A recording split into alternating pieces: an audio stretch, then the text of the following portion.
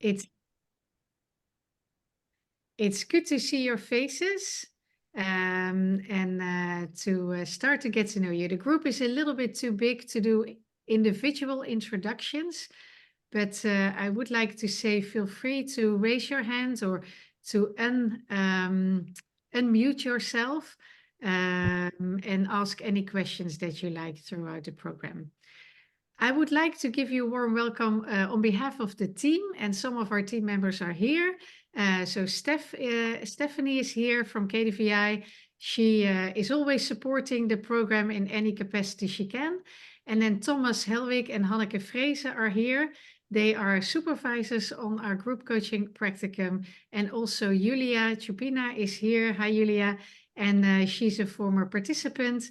And I think in case I don't know the answer to all your wise questions, then I'm sure they can. I'm happy to see some familiar faces, people that I've worked with in the past. And the people I don't know yet, hopefully we have a chance to meet or to work together in the future. What we'll do is I will share a little bit about group coaching and our approach at the Cats to Freeze Institute on group coaching. What is psychodynamic systemic coaching? What are some of the elements? And obviously an hour is not enough to touch upon all, but I'll give you a flavor of what it is. Then I'll give you a mini case. And if you are a coach or if you are working in an organization, something that might come up. And then I'll ask you the question how to deal with it. And then towards the end, both Hanneke and Julia will say from different perspectives also something around group coaching. Are there any questions before we start? The usual questions I get is, do we get the slides? So you will get the slides afterwards. Steph will send them to you and make sure you can come back to them if you like. So a bit about group coaching. Manfred Cats de Vries, who is, we are always working in, he's still alive, by the way, but we're always thinking and working in his spirit and the way he does things. And he was the first person that started group coaching, to do group coaching in business schools. It's now been copied by many business schools around the world and also in different settings. But since it's definitely part of our heritage, we felt it would be fantastic if we can teach more people about it and show the world what group coaching and how it's done well. So that is what I would like you to tell a little bit more about. Safe environment is definitely very important to make sure that everyone feels safe, that there's psychological safety. And the more people are able and willing to share, the more you're able to learn. It's about peer exchange. It's not, let's say there are 5 people in a group of group coaching. It's not 5 individual coaching sessions. It's actually the interaction, the questions, the shared learning that makes it so beautiful. You work through conflicts. It might be conflicts that are on the surface, or it might be internal conflicts. And you find new solutions by understanding better, what is going on underneath the surface, under the water. And therefore arrive at something meaningful, something that can shift your life. It can be small shifts or it can be bigger shifts as well. And what is nice about group coaching, that it's not just one coach that is supporting you, but it's all those 5 individuals as well that are supporting you. We talk about a learning space or a transformative space. And we can't change people. People can only change themselves. So we give people the space to talk about issues, to talk about things that they like to talk about cases where they encountered very difficult or challenging moments. And we help them to learn. We help them to see, some of it might be genetic, or some of it might be by traumas that you had in the past.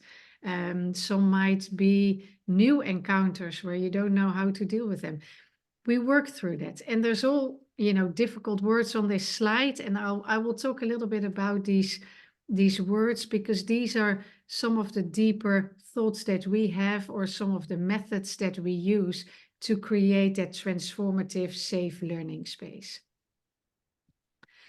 One is the psychodynamic lens. So we look very much into patterns. What works, what happens with you if you encounter conflict?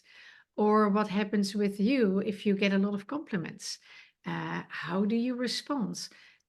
We call that valencies in the work of the psychodynamic work. But there's also defense mechanisms that you have. If you peel that onion, there is so much super interesting work underneath. And if you can uncover what is happening, then you learn a lot about yourself, and be more, if you're more aware of yourself, you're better able to understand what's going on and how to change some of that symbiosis or pattern that you're in with other people. Sometimes we also call it night vision. It's like you put on these night goggles and suddenly you see all these things that you didn't see before. And it's quite special and interesting to look at it and to see how can you deal with that? How can you understand it better? The systemic approach is more about, we are all in systems. We have the family systems, the system that we came from with our parents, the system that we are in maybe with our own family, if you have one. But it's also systems in your working space. And also as a coach, if you work with organization, it's super interesting to understand what the systems are that are in place. For example, I've worked with several hospitals, and there you have the board of a hospital, you have the supervisors, you have the medical staff, and you're wondering who is in charge, where is the power, who decides what? And that tells you something around the system that's going on. And if you understand the system better and how it works, and if you can look through the lens of power, or you look through the lens of influence or other lenses, then you start to understand why a company works as they work and what you could do to change that system. There's also mutual identification. It's the feeling for people who are in group coaching. Thank God, I'm not the only one who faces issues. And quite often you recognize situations, or you recognize emotional responses. And that is comforting. But you also learn from other people's stories how they deal with these issues and how they could improve their ways of working. Obviously, how do you change behavior? It's by experimentation. Try new things, try new behaviors, and have the willingness to go there, to go out of your comfort zone and to create new behaviors, to try new things. And sometimes you think that doesn't work for me, but sometimes it really works, and you create new paths in your brain, thinking, this is not my standard way of approaching things anymore. I've learned now that by doing things another way, I can also be successful, or even more successful. Vigorous learning is all about learning from each other, observing, learning together. It's that recognition. Collective learning is very close to that, to clarify, to explain. And sometimes coaching is not so much about advice, but sometimes it helps to ask the other people in the group, what could be my first next step if I want to create more space, more change? Sometimes you have this big tipping point where suddenly, all that is burning inside you comes out, and you have the willingness to change certain things. And obviously you create a peer learning community. In the programs that we do at KDVI, we learn that people really connect at quite a deep level. And sometimes they still see each other years after they've been in the program, or they start working together. They start to do some projects or programs together. So that's really nice to see. And I always say, once you have shared the things that we share in programs, it's very easy to connect later on and share certain issues, and you have a much better understanding already. when you share these. So maybe a question to all of you.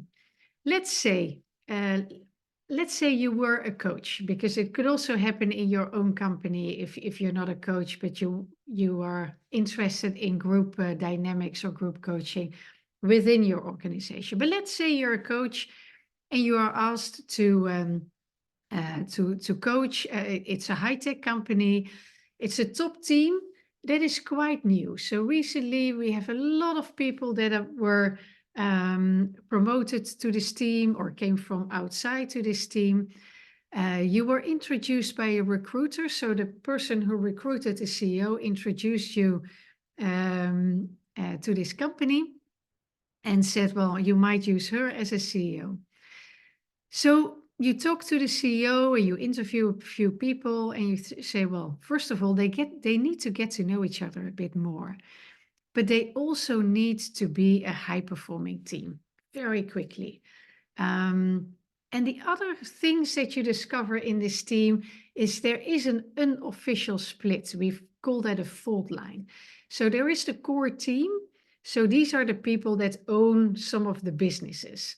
And then there are other people like quality and safety and HR that are more the staff functions, but they don't feel part of that sort of inner core team. The CEO is very successful, but struggles sometimes with negative feedback or criticism, find it a little bit hard to deal with that because he was so driven to succeed that it was quite hard on him. What would you do as a coach? How would you design an intervention? And now is the time to unmute and and give some suggestions. So anyone who would like to give some suggestions.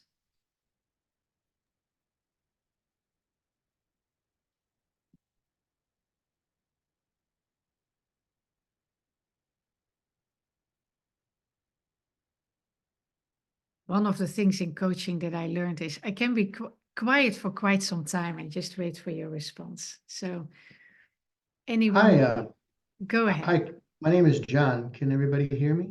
Yes, we can. Okay, great. Thank you for this. Getting at the objectives, I guess I would go around the room and have everybody, I would give everybody a prompt and starting out with who are they and what's their position and what do they expect to get out of the session. And then I would offer another prompt that would be, what does it mean to be a high performing team? And again, go around the room and have everybody weigh in on that, take a few notes, and then glean out of what they say the common themes and make that the basis for the dialogue. So in a way, they are, they're providing the answers, and we're not just experts pouring knowledge into their empty vessel of of uh, of what they want to learn from this. That would be my way. I'd be curious to hear what other people would say. Yeah. What I really, maybe to give an immediate response, what I really like is you Please. put all the voices in the room. And so you go around the room and ask for input. And I think that is great. And so don't let it just happen. And, maybe the CEO is very dominant and he dominates the conversation, but make sure that every voice is in the room so that you ask everyone to input and share a bit about themselves. And vulnerability connects. So the more they share about themselves, the more you create trust in the team, the more they connect together, because there must be points where they recognize or where they feel the connection. So that's really good. What I also like is expectations about a high performing team, because it could mean different things to different people. So to clarify, or questions like, have you ever worked in a high performing team and what were the elements that you really liked about working in this team, is very strong. So I like your suggestions. Anyone else? Any other ideas? Hi, everyone. Hi. I'm thinking about using a drawing in some way, and I don't know what might be the best for this particular team. Maybe there might be different approaches on different touch points or moments in the timeline, but I would, I might ask them to use drawings to introduce themselves in a group coaching environment or something like that. That would give them opportunity to know each other better, but from more unofficial and maybe based on fantasies way of looking at things. And they also might draw a common picture of their organization as is and maybe in future. Maybe if we know about this unofficial split, maybe it can pop up somewhere on the drawing, and that might be quite a easy way to start conversation about it. Not to impose it, but to get it from their material and then offer them to discuss what's going on. Yeah, I like that very much. Have you worked, Irina, with drawings before? Yeah. Yes, I did. Yeah. What is it? What do drawings do instead of just asking a question and people responding? They provide drawings become an object full of projections and fantasies and ideas of people. So you can discuss, instead of discussing problems, you can discuss drawing, which is more safe. But it also can reveal things that people don't want to talk about, or just that doesn't come to their mind that they could talk about it. Yeah. I really like drawings, and we work a lot with drawings. And somehow I think it's proven that the right and the left brain, they connect if you draw. And so you get to much deeper stories if you use drawing. So on one hand, it might feel safe, because sometimes it's symbols or it's metaphors. But on the other hand, you go much deeper. If you ask people, introduce yourself, you get something like a resume. If you use a drawing, there's all these beautiful things that come out. Sometimes what we also do is we ask the group to interpret the picture first. And then people are usually amazed, like, how do you get that out of my picture? And sometimes there are things that you can read in it that they unconsciously put there. And then other people pick that up, those hints. And they said, wow, I didn't mean to draw it, but it's exactly at the point where I need to work on. So I like your suggestions. I see two more hands. Laura. Thank you. I really like what Irina said. It was in my mind too, and following on from John. And I'm thinking we might now be at a point with this team where we could also introduce recognition of the pressure that is there at individual and collective level. If you're talking about, we must always be a high-performing team. So perhaps through the drawings, through some of the discussions, there might be a way to start to ask questions around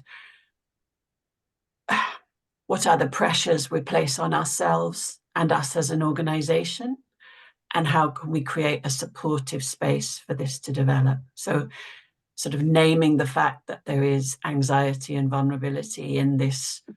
I mean, I'm feeling it myself. I feel quite anxious even talking about supporting another team to be high performing. It's that, constant excellence. There's a flip side to that, which is the dark side of constant excellence. So making that a way that we can speak about it. Yeah, I really like that. It's sometimes we could put the fish on the table, right? It's out there, the pressure. And what is also interesting, I talked about valencies before. So how do you respond as a person to something that happens to you or is done to you or a person is saying to you? So it would be very interesting to explore what does pressure do to each of the individuals in the team? How does it make them feel? How have they reacted to pressure in the past? And a person under pressure always shows different behavior for all kinds of reasons. It's interesting to go into a bit more depth. But they respond to pressure differently than when they're in a calm, constant moment of their lives. So it's really interesting to explore what pressure does to him, because it also creates an understanding why people behave as they behave. But it's also interesting to explore, because you can do that on a individual level, but you can also do that on a team or organizational level, to say, what does pressure do? I also work with an organization who've been in a sort of a waiting period. They knew there would be an increase in demand, but they had to wait for it. And it took almost a few years, and they were not used to high pressure anymore, because they could easily handle the demand. And suddenly that increase came, and they had no idea how to deal with it, because they always had plenty of time to fulfill the orders. So it's on if you talk about systemic, it's also on a team and organizational level. How do you respond to pressure? Very interesting questions. Last one, Elena, and then I'll show you what I've done with this team, how I worked with them. Thank you, Margot. So my thinking was that I would like to avoid any potential competition between like two groups, because that may happen. And also I would like to remove the spotlight from the CEO, because again, the first coaching experience may be quite frustrating and damaging. So my proposal will be from getting to know each other, and I will build on top what was said before by John. I will ask the team members to present in what they are really good at, but not at work. Like what the skill you are really good at, but in your life. Like somebody can cook the best cuisine ever. Somebody can whistle, so everybody will be like amused. So what kind of the skill they use in their personal life? And this can build a bridge between the personas, that we're not only colleagues, but we're people, and somebody can cook, somebody can write songs, somebody can do something else. And then the next task will be how you can use your skill for the benefit of the company, how you can help us to be together. Okay, you are cooking, probably we can have a team building at your place one day, and you will cook a dinner. And this will remove this pressure of being high style colleagues in suits, when nobody is vulnerable and everybody is strong enough. So they will become to their inner selves, and they will start sharing in a quite safe space. And then we make a bridge how your skills can be used for high performing teams and what you can do. So I think this will help to build this safe space for both core team and the new team, and to avoid the competition, who was good before in this company, who are new, and etc. etc. So this is my idea that came up to my mind. Yeah. Well, I really like the idea of bringing equality from home, because people sometimes do really interesting things, like, I don't know, building their own house, or being a successful artist, or playing musical instruments, but it tells something about this person. And so one of it is to reveal some of their personal identity to work, which creates an understanding and more bonding, but it also shows some of their qualities that might not be fully visible at work. So you can use those and see, how do we work as a team? And obviously, we diversity and inclusion nowadays is a buzzword, right? Everyone is talking about it. But if you work with a team, even if the diversity at the first glance is not that high, they might all come from the same country, or they might all be men, or there is still a lot of diversity in the way people are. And how do you make them work together so that each of the strengths works together, or you trust another person to do something where you're weak at? How do you get that above the surface, and how do you work with that? So I think it's a very creative way of sharing more, but also learn about qualities of people. I'll show you what I've done, and this is just an example. Obviously, Margot, you might want to perhaps just bring Declan. Declan has shared something in the chat box. I'm not sure whether you're can see the chat box. I can. Declan, do you want to unmute? And I think it's a good point. Yeah, thanks, Thomas. The an alternative way of looking at this is in terms of stages of team development or maturity, and it's not uncommon for teams not to be fully aligned for teams that are newly formed, particularly if members don't know each other. So I guess if we were to, so one way of looking at this would be to sort of normalize that as part of a newly established team. I'm interested in what this fault line represents and how that might, and linking that back to the original request for the work of the team becoming high performing. So what's the impact on the team of this this splitting, and how is that getting in the way of them becoming high performing? So to me, that's the, that would be a line of inquiry here. Yeah. Thanks, Thomas. You're very right, Declan, and thank you for pointing that out, Thomas. You're fully right. So that fault line is a very interesting flag that you want to explore more, and I thank you for bringing that up. And there is a sort of a technical piece to this. So what is the governance that they have? How often do they meet? Who meets when? Does the core team, do they meet more often? And what type of things are discussed? What is the decision-making process? So who decides what? What can be decided by the core team? What needs to be decided by the whole group? But there is another aspect that is even more important. That is, how does it make people feel? Do they feel they're second-hand or second-tier people in the team? Or do they really feel part of the team? Does the core team feel more that they have more authority than the others? So there's a lot to discover there. What is it, what kind of personalities? Because there was also not only in the team there was a fault line, but also in terms of personality. So the core team, they were, the guys, high-fiving in the hallway, and the others had a different personality. So it also there it gave a split in the team, and so it's very important to explore how does it make people feel. What about sense of belonging? Where do I feel my sense of belonging? And other things you said, Declan. So very good that you touched upon it, and it's. If you do interviews, if you start working with a team, normally we would do interviews with the CEO and with the other people in the team, and slowly you start to paint a picture. It's I always see it like I'm drawing paint, and slowly you start to see a picture that appears, but you also see the red flags, where you want to dive a little bit deeper and explore together what that means, and how you can how you could work with that. And if it's getting in the way of high-performing team, so when others said, can we explore, can we make a drawing of the ideal team, and how does that fault line helps or not help to get to a high-performing team? So obviously interviews, as I said, very important. I would never want to step. Sometimes it happens, but usually I really want to understand what I'm stepping into, and what are the the sort of hidden bombs of this team. And sometimes you want to step on those, but quite often you don't want to step on those, or you want to work with it in a different way. Creating psychological safety is super important to start with.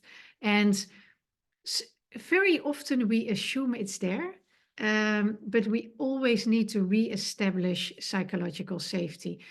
Even when you see this team a second time or a third time, to check in with the team and see where they are, and maybe something has happened in the meantime that you're not aware of, you always need to check if people feel safe to share. And otherwise, you need to do a few steps in between. We discussed strategy to align on the final objective, because everyone that I asked about what is your strategy had a very different view, and that cannot be in a high-performing team.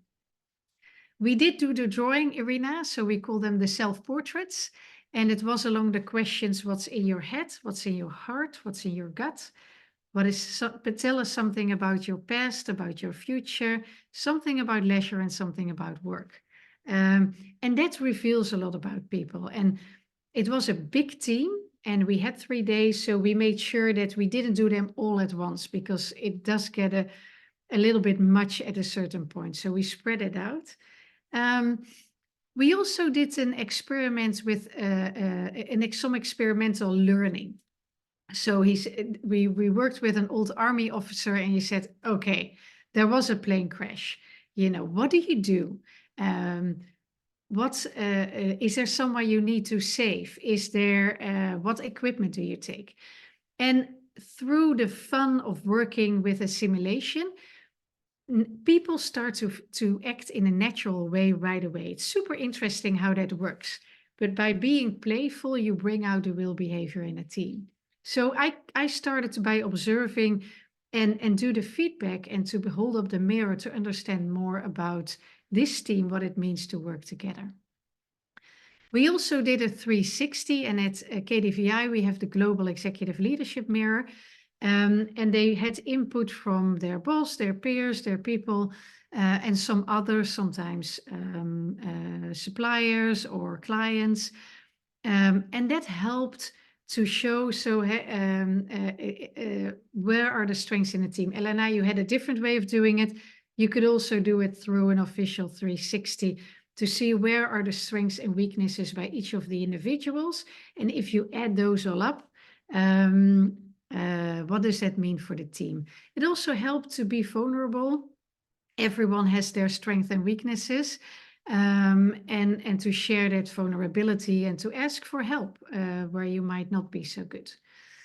And then we started to explore the strengths and opportunities. Irina, you suggested to do that by a picture. I really like that suggestion. And we do that. Sometimes it's the picture of the ideal team and then a picture of the current team. What does it look like now? And what is the gap between those? And it makes it very visible. I'm going to do another one actually next week with exactly that assignment. But you explore a bit on where you are, but also the dependencies and how you can work together. And then obviously by the end, it's always good to make sense of the session. So what have we learned? What have we done together, and how can we, and in the end, it's nice to have aha moments, but it's even nicer if you create real change in the day-to-day work. So how can we integrate it into our day-to-day work? And I always encourage teams to start small and to take small steps, create some small wins, and then build on that even further. Any questions on this approach?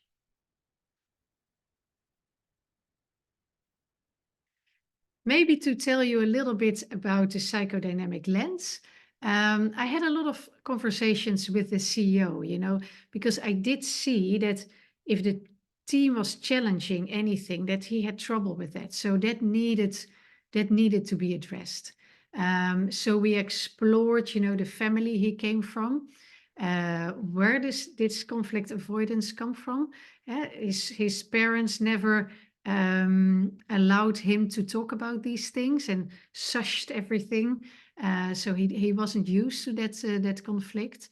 But also, he wanted to prove to his father that he was good enough.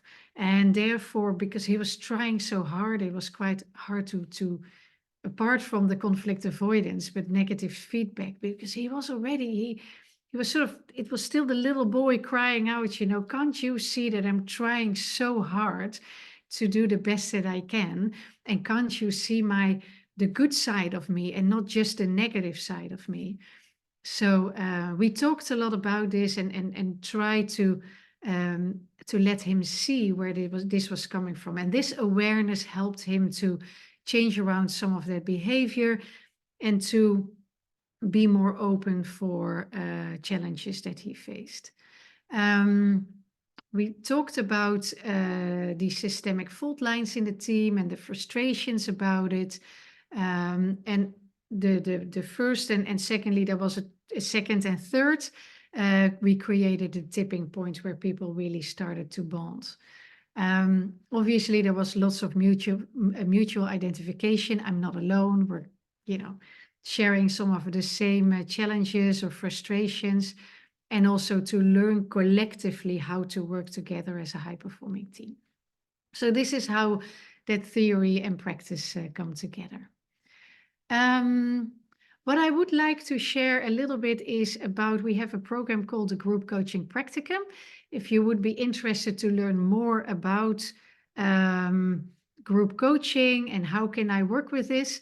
And we do have people that are coaches, but we also have people that are strategy consultants, want to learn more, or work in recruitment firms and work with top teams quite a bit. So they say it really helps me to learn more about this, or who work in firms and work with teams and want to learn more what it means to work with high-performing teams and help teams in their organizations to become better.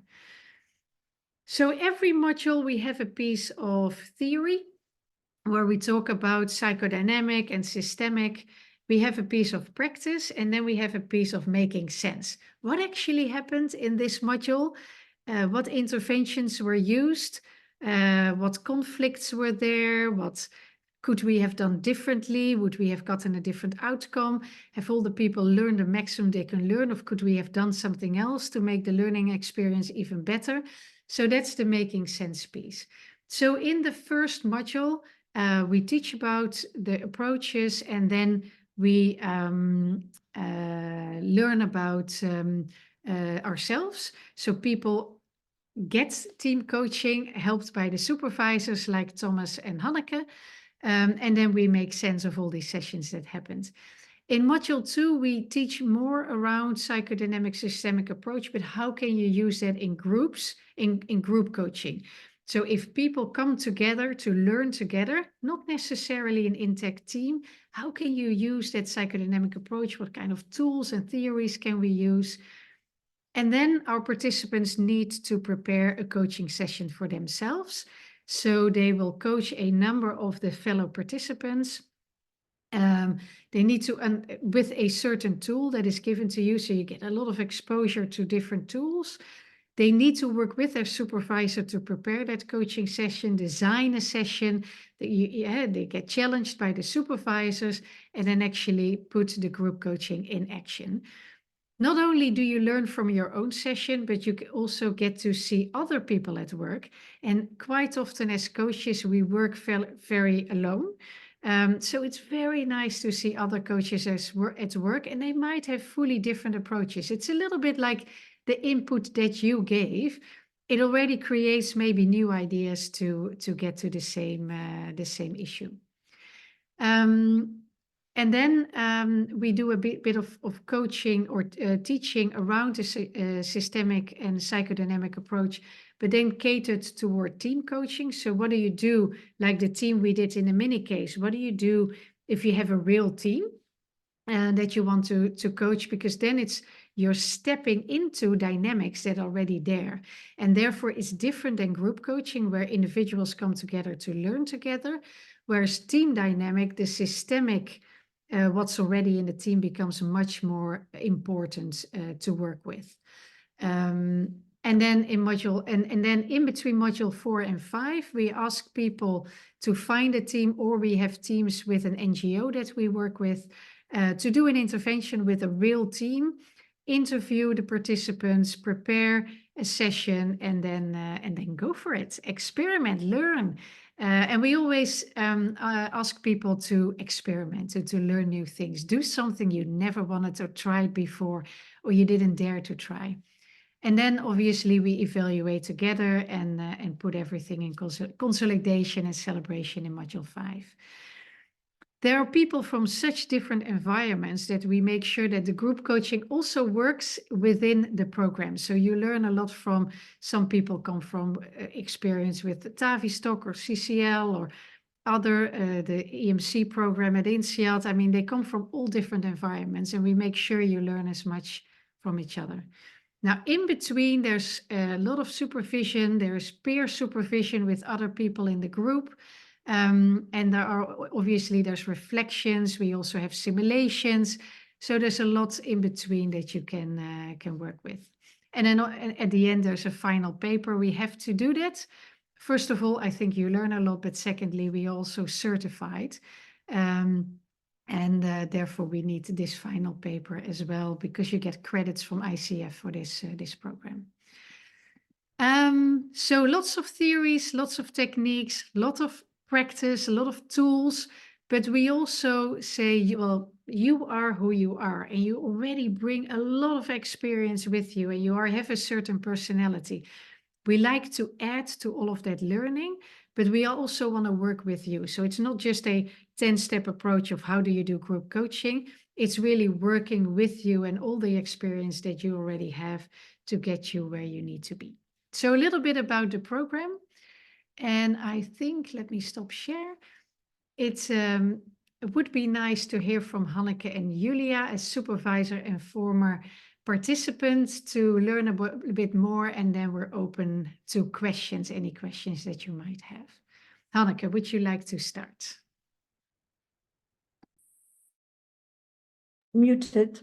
It's lovely to see so many of you joining us this afternoon and working on the group coaching practicum as a supervisor, which we're now into the 4th cohort, getting ready for the 5th cohort, has been an absolute joy and a highlight.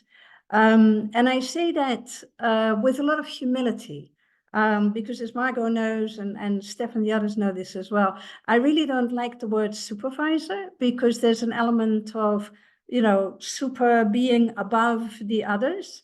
And that is just not how these groups work, because participants come with an enormous amount of life experience, professional experience, theoretical experience, certifications.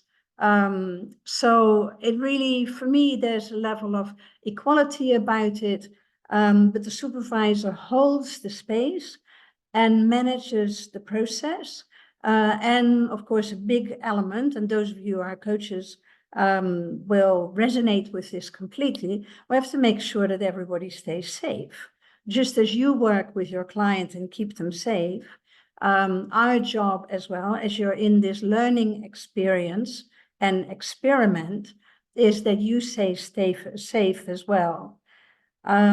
There's a wonderful quote from Rob Goffey, which says, being yourself with more skill. And I think that is one of the most profound statements. And that's, I think, how we look at the participants that come to this program. You come with everything that you've experienced, the experiences that you're conscious of, all those experiences that are in your unconscious, that may bubble up at some point. And you're going to be able to grow, reflect, change the mix, and also behave yourself into a different way of being, a different way of sensing, a different way of thinking, a different way of interacting with others. So indeed, in many ways, it is a big experiment that you go through. And in the safety of this experiment, you can try out with your colleagues, the other participants, because you'll be in groups, home groups, we call them. You can also try out experiments with your supervisor. And then when you work with a real client, there's also an element of experimentation about that, although that may cause a little bit more stress than the other ones, because that's then for real. The psychodynamic element, we think, is extremely important. And what it really means, and Margot has already explained it, is understanding what is below the surface and also what is in the history. And to find examples where maybe you've experimented something like that, whatever that is, in a different way. I was working with somebody the other day who, in terms of, getting ready for a group coaching event, is dealing with a CEO who is a difficult person, or at least she has, sort of the relationship is not entirely comfortable. And it was hard for her to see, you know, what is the best approach for me with the CEO. So my question was simple, and I asked, are there other people in your life at the moment who have similar behaviors, similar challenges for you? So she was quiet for a moment, and then she said, you know, my 15-year-old son is about in that same group. So I asked her to tell stories about what was going on with her son, what were some of the challenges, and then she decided to address one of those challenges with her son before going to the CEO and addressing that challenge. And she was very conscious of it, because she was going to use this as an experiment, as a test, in hopefully quite a safe environment at the kitchen table. And we prepared for it, just a little bit of role play. And that famous Sunday morning, she had the conversation with her son. Fortunately, of course, that went really quite well. And then she was empowered. She really felt, she sat up more straight. She was ready to approach the CEO. So that is using yourself as an instrument. You fine-tune yourself, you test, you try out, and then you apply that same behavior somewhere else. People often ask why we do this kind of work. And I think you'll hear from our enthusiasm that we're very engaged with this kind of work. Also in the way that we are very conscious of what we call parallel process, because just as we work with participants in the groups, we, the delivery team, are a group as well. And we've also taken time out, a weekend in the bleak countryside in the Netherlands to do some of our own work and spent the whole weekend together. We know each other very well, but there were lots of things that we didn't know about each other. So we did drawings on Saturday morning. We prepared lunch together, and to I think Elena's point, you know, one of us is a good cook. So it's always good to have a good cook in the group. So we're very mindful not only of what potentially happens with a participant, but also what happens with us, because we are in that space as well. And that can be confronting for us. But going back to the question, why do we do this work? There's a little story that Manfred Kester-Vries regularly uses as well. And he talks about the experience of sea stars. Sea stars are also known as starfish, although they're not fish. They live in the sea, and when there's a huge storm, the waves often throw the starfish on the beach. But the starfish cannot survive, or the sea star cannot survive outside the water, or not, at least not very long. And then there's the Japanese story about a big beach with all these sea stars on it. And there was a woman walking on the beach, and one by one picking up a sea star and throwing it back into the water. And then an elderly gentleman who was also walking on the beach walked up to her and said, you know, it's useless what you're doing. Why are you doing that? You cannot save them all. There are too many of them.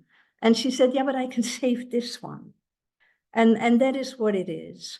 So using your energy and your whole being to align yourself with clients, with groups of clients, and working with them through the motivation of doing some good work with this particular group. Margot knows me well enough. I can go on for a long time, but I think I'll stop here, Margot, because I know that Thank you so much, Anneke. And I know you're very humble, but I promise you, she comes with an enormous wealth of experience. Julia, I ask you to share a little bit about the program as a former participant. Thank you, Margot. Can you hear me well? Yeah, good. Okay, so first of all, I want to testify that Hanneke and Margot and everybody else who does the program have vast amount of experience, and they're also very loving people, and I felt very supported at the program because my first experience, I was a participant of Manfred program 14 years ago, and I was one of those C-stars, and my life was changed. So I took some very drastic decisions, and I was a top banker. I was head of strategy and HR for a very large bank. But I started since that program to learn more about psychology. So I did Gestalt and a little bit of and different other schools of psychology. And then I decided more and more to go into coaching. So I went 60% part-time in banking and started my coaching career because obviously I had a lot of practice as head of HR with different senior leaders and their teams. And I saw this course, and the decision was taken like this. I think I went straight into the course because I thought, oh gosh, I just need this system in my head.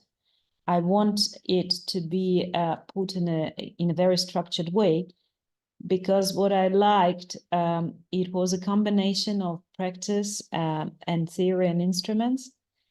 And it gives you the possibility to understand the theory behind the instrument, then to try out the instrument, then to discuss it with your colleagues, then to discuss it with your supervisor, and then to try it out in a client situation, which I prepared for a tech company in UK.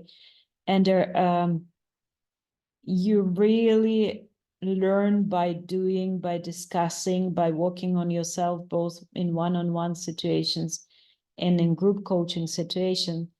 And it becomes part of yourself. For me, it was so clear what and how this approach is used. And I use it ever since then. Every time I'm with the client in the room, I can hold, my anxiety and their whatever expectations, having this foundation inside my head and also inside my body, because, it becomes part of who you are, as it was explained. And that's why, as I'm saying, I tried different programs. I tried INSEAD, I tried Harvard, I did an MBA in psychoanalytical coaching in the High School of Economics in Russia. But my personal advice would be to take this program because I would say that also cost return equation is very good, even though you would spend quite intense, like 3 or 4 months or 6 months, whatever you take to write your thesis. But it's such a good investment into yourself, and it will serve you no matter what you decide to do after that, being a coach or working as a leader, working with the teams in their organizations. So this is a little bit my experience. Thank you, Julia. And it's nice to think of yourself as a C-star in a way. And for us, it's also, I think, if we create happier teams, we create better environments for people. And how fulfilling is that? I would like to open it up for questions. Any questions that people have? Yeah, Sterling? Yes, hello. Can you hear me? Yes, we can. Wonderful. Good day, everyone. Such a pleasure to be here. And I was listening very discreetly, but very attentively. My question to you, so this sounds like a very interesting program. I don't know much about the details of the length of the program, the duration and costs and so on and so forth. I'm wondering where I could get that information. Yeah, so Steph will definitely follow up with an email with the slides and a link to the program. But in short, so the program always runs from September till March. It's a bit more intense from September till December, so there are more modules. And some of the questions I have is, how much time do I need to spend in between modules? It's about 1 day between each of the modules, a little bit more if you're preparing for an intervention. And then you have basically from December till March to do the intervention with the outside team. We allow for more team because you're dependent, obviously, on the team when to do the intervention. And then you need to write your paper. So there we allow a bit more time. And then we have our final celebration in March. And then for cost, Steph, it's probably good to look at the website and explore. Yeah, I'll send all the information. Maybe a follow-up question then is, so I'm in Canada, and I'm just wondering, everything is online or? Yeah, so the whole program is online. We started in Corona times and we started to do this program online because there was no other possibility. But we also learned, first of all, we get people from literally all over the world. So from Australia, New Zealand to the West Coast of the US and everything in between. So it's super international. And people, obviously, for some time zones is getting up early or going to bed a little bit late. But people apparently put up with that and worked their way through. It works online very well. Obviously, it helps you with the cost because you don't need to pay for flights of hotels, etc. But also a advantage is that you learn to work online. And nowadays, working online with individuals or teams is part of life. And even if you meet face to face, quite often it's nice in between to meet virtually. So you keep going. You know, it's not just a sort of one-off, but you keep the journey going with the groups or the teams. So you learn on the way also how to work virtually with teams, how to use technology in simulations, how to use technology with the tools that we're using. So it's a sort of extra benefit that you get on the team. How large is the group? A maximum of 16. So we want to keep the group relatively small so you truly get a chance to meet all of the participants and to get to know each other well. And we know because some people work so intensely together, they keep in touch, they start working together. So we like, Hanneke, you said between 10 and 20. Yeah. So our aim is around 15, 16. And then we have small groups that become sort of your home group. So which you do the peer supervision with, and you share the same supervisor. So that's how we do it. Any other questions? Sterling, go ahead. Yes, in terms of schedules, do you have like fixed schedules? So for example, every Monday from this hour to this hour, or is it more, it's more controlled from your end where we meet this day from this hour to this hour, and then the next week will be something else? And I'm just asking because some coaching programs, it's very difficult to predict when we meet and the impact on the work hours and such. Yeah, so all the dates and times are on the website. And so these are already fixed for the program started in September. So you know a very long time in advance when to block your calendars. Then obviously the supervision is more flexible. So you and the supervisor, you can see when you're going to meet, but that obviously should then fit with both your calendars. So that's how the program works. And then obviously the readings, we have lots of readings, we have mandatory readings, but then a big list of readings you could do that you can do at your own time when it's suitable for you. I would like to, because I see we have come to the end of our hour.